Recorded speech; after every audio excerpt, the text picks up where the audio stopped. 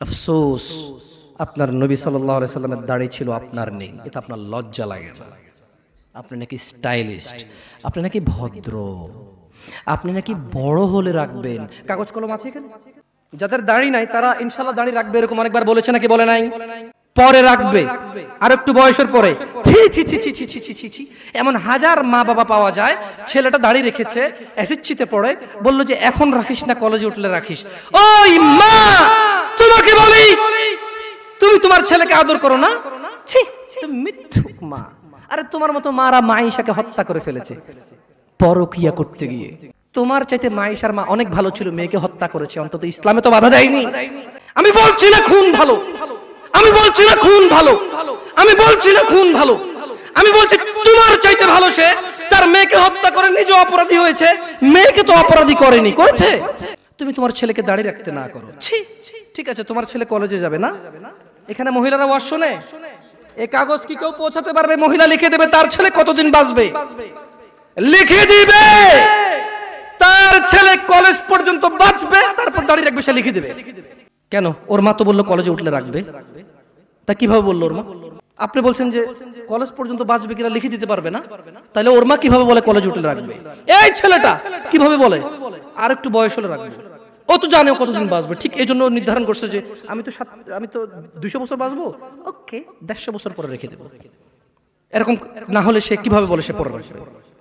ইয়া শিবাব, তাআল ইলাল মসজিদ, তাআল ইলাল্লাহি জাল্লা ওয়া আলা। তাকে যখন বলা হয় মসজিদে এসো, সে বলে পরে। লিখে দে কবে কতদিন বাঁচবে রে তুই, লেখ। এই ছেলে লেখ। হাসতেছেন, হাসতেছেন। ইন্না লিল্লাহি ওয়া ইন্না ইলাইহি। সে বলে পরে। তার এই কথাটা মিনিং করে সে জানে সে কতদিন বাঁচবে, তাই সে পরে এক সময় করে এসে দিবে। ইন্না লিল্লাহি ওয়া ইন্না ইলাইহি রাজিউন। কত বড় মারাত্মক কথা! হায়াতের মালিক কে?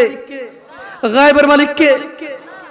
সে কিভাবে বলে সে পরে আসবে? সে মাগরিব পড়বে না, ইশা পড়বে না, ফজর পড়বে না, সে মাগরিবে বলে কালকে ফজর থেকে পড়বো, সে রাতের গ্যারান্টি দিচ্ছে সে বাঁচবে। লিখে দে তুই রাত বাঁচবি। আল্লাহ ক্ষমা করুক এরকম মাদের যারা তাদের ছেলেকে দাড়ি রাখতে দেয় না। আল্লাহ ক্ষমা করুক এরকম যুবকদের যারা বলে বড় হলে রাখবো দাড়ি। আল্লাহ ক্ষমা করুক এরকম মুসলমানকে যে নিজেকে মুসলমান মনে করে, নামাজের দিকে ডাকলে বলে পরে আসবো। দুনিয়া তুচ্ছ। দুনিয়া কি? জামশেদ মজুমদার বলেছে না, দুনিয়া তুচ্ছ। জামশেদ মজুমদার বলেছে? কে বলেছে? কে? আল্লাহ জাল্লা ওয়া আলা, রাব্বুস সামাওয়াতি ওয়াল আরদ, যিনি জমিন এবং আকাশের মালিক, তিনি বলেছে দুনিয়া তুচ্ছ, খেল তামাশার বস্তু।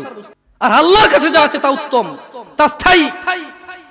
অনুধাবন করবে না তোমরা, অনুধাবন করবে না। শুনুন, সূরা মাআরিজ 29 পারা সূরা। আমি দুঃখিত, আপনাদের মনে হয় লেট হচ্ছে, অনেক কষ্ট হচ্ছে না? আমি ক্ষমা চেয়ে নিচ্ছি। আসলে এত রাত পর্যন্ত মাহফিল করে মানুষকে কষ্ট দেওয়া, এগুলো আমারও দুঃখিত। অনেক দূর থেকে আসার কারণে আমরাই লেটে এসে পৌঁছাইছি, নাহলে হয়তো আপনাদেরকে আরো জলদি কথা বলতে পারতাম। আপনারা ক্ষমা করে দিন আমাকে। আমার মতো একটা ছোট্ট ছেলেকে শোনার জন্য আপনারা মুরব্বীরা বসে আছেন। আল্লাহ আপনাদের সবার গুনাহ ক্ষমা করুন। আল্লাহ বক্তার ভুল ত্রুটি থেকে শ্রোতাকে আশ্রয় দান করুন। আল্লাহ শ্রোতা এবং বক্তার দূরত্বতা দূর করে দিন। আল্লাহ শ্রোতাকে বক্তার কথা বুঝে শুনে মানার তৌফিক দান করুন। আল্লাহ বক্তার কথা থেকে বক্তাকে উপকৃত করে শ্রোতাকে উপকৃত করুন। আমরা একটু সূরা মাআরিজ পড়ে শোনাবো। এরপরে সূরা মাআরিজ পড়া শেষে আমি দুনিয়ার অনেক কথা আছে এখানে, সূরা মাআরিজে আমি শুধু তরজুমা পড়বো, তাফসীর পড়বো না। এবং এই সূরাটা পড়ার পরে আমি একটু পরীক্ষা করব আপনারা কে কি বুঝতে পারছেন। যদি আপনারা বুঝতে পারেন তাহলে গ্যারান্টি আপনার বাসায় যে কোরআন আছে ওইটা পড়লে আপনিও একদিন এখানে এসে কথা বলতে পারবেন ইনশাআল্লাহ। আপনি চাষি অসুবিধা নেই, ভ্যান ড্রাইভার অসুবিধা নেই, স্কুলের শিক্ষক কখনো আলিফ বাতা পড়েননি, নো প্রবলেম ইনশাআল্লাহ।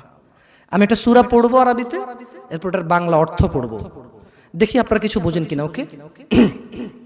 সাআলা সাইলুম বিআযাবিন ওয়াকি', এক ব্যক্তি চাইলো সংঘটিত হোক, ঘটে যাক, হয়ে যাক শাস্তি, যা অবধারিত, যা আসবেই আসবে। লিল কাফিরিনা লাইসা লাহু দাফি', কাফেরদের জন্য কাফেরদের জন্য এটাকে ঠেকানোর, এটাকে আটকানোর কেউ নেই। তাহলে এক ব্যক্তি চাইলো এসে পড়ুক ওই শাস্তি যেটা আসবেই আসবে, আর যেটা আসলে কাফেরদেরকে বাঁচানোর কোনো পথই কি নেই, এটা এক ব্যক্তি চাইলো। আল্লাহ বলছেন যে মিনাল্লাহি যিল মাআরিজ, এটা আসবে, এটা আল্লাহর কাছে যিনি ঊর্ধ্বরোহণের সোপন সমূহের অধিকারী।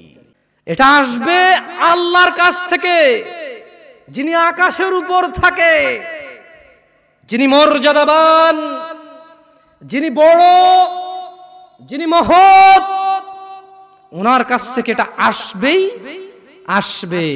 তা'রুজুল মালাইকাতু ওয়ার রূহু ইলাইহি ফি ইয়াউমিন কানা মিকদারুহু ৫০,০০০ সানা।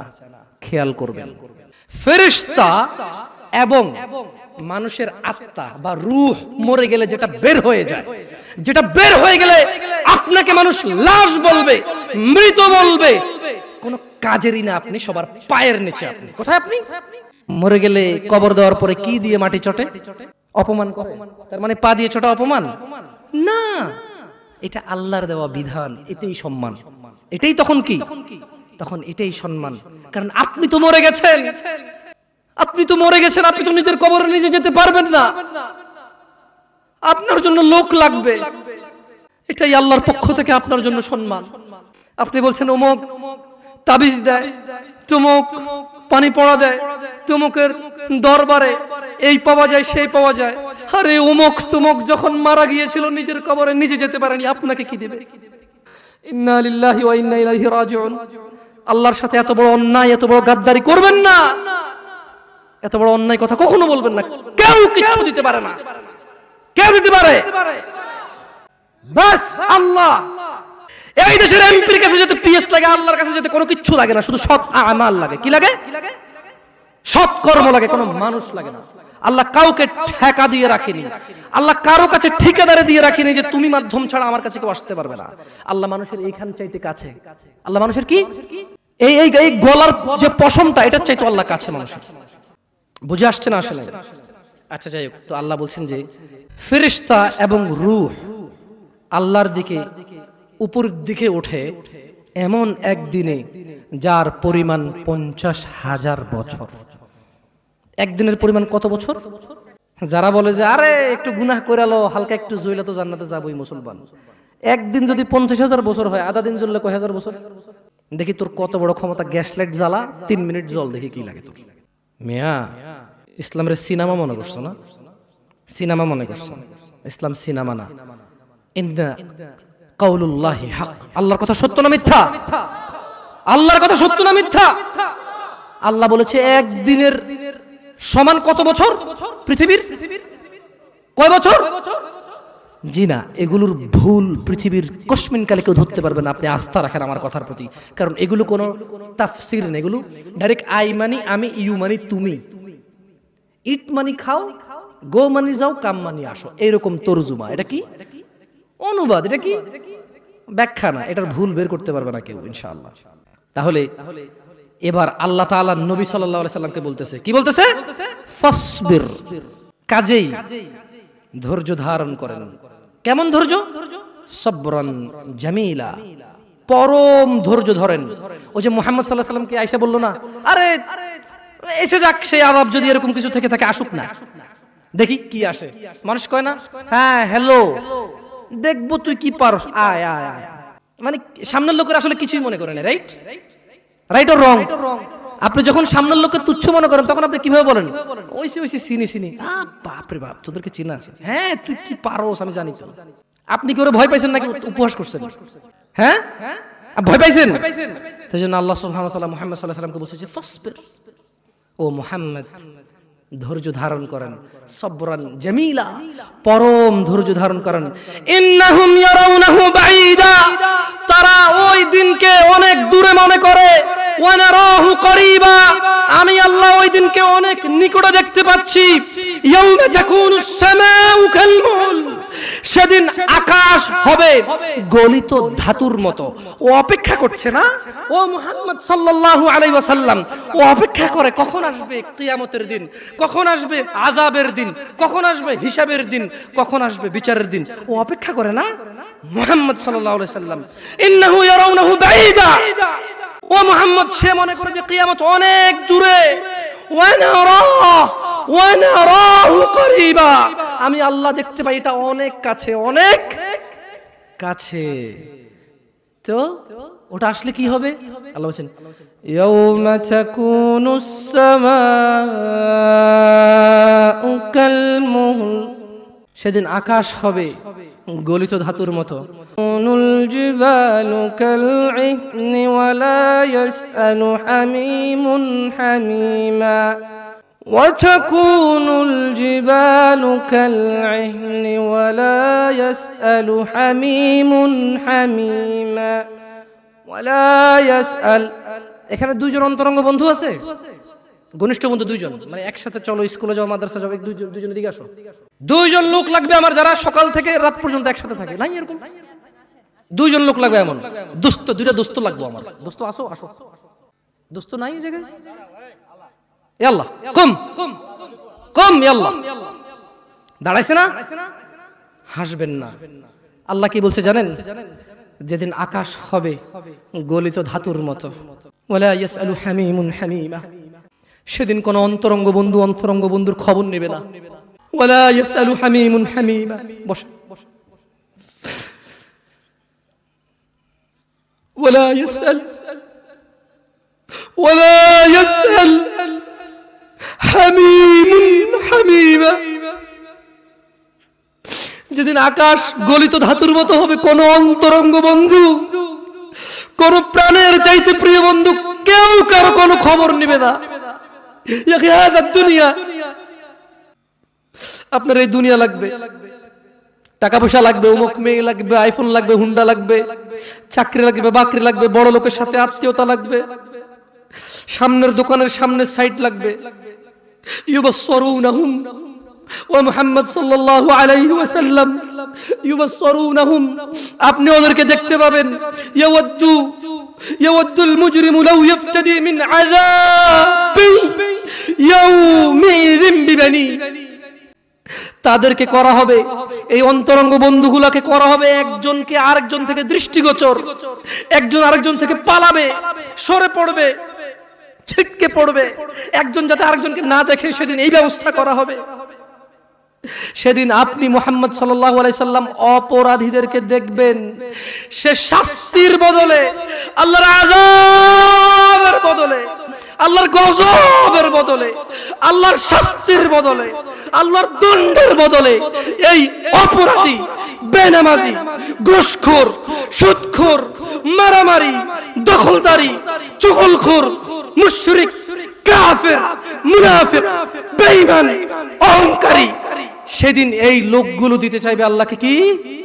তার ছেলে সন্তানকে। বলবে ইয়া আল্লাহ, ইয়া আল্লাহ, আমার ছেলেকে নিয়ে নেন, আমাকে ছেড়ে দেন। ইন্না লিল্লাহি ওয়া ইন্না ইলাইহি রাজিউন।